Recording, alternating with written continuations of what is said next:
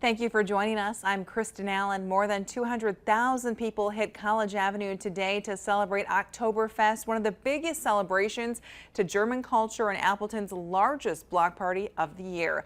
New at 10, Jamal James spoke with organizers and those who were there about why this event is special to so many.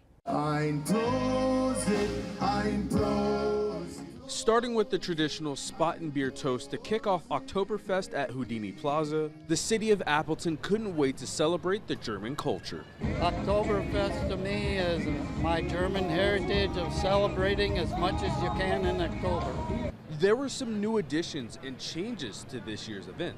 One of the newest additions to Oktoberfest this year is cashless payments.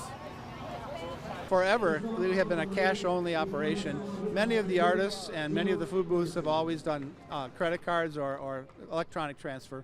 We're experimenting with it this year, so we have it available in all of our wristband booths, and folks can use their cards if they wish, or they can use cash. Organizers also moved the family fun area down to Drew Street in Union. But that didn't stop the community from supporting local businesses, helping to strengthen the local economy. An economy so strong that the Fox Cities Chamber of Commerce and Industry won the National Chamber of the Year, with Oktoberfest playing a crucial role.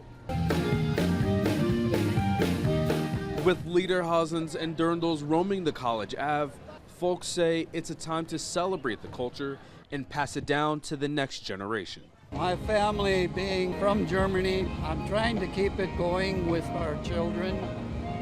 German heritage of having fun and getting into the attire, doing the polka dancing, everything that goes with Oktoberfest. In Appleton, Jamal James, Action 2 News.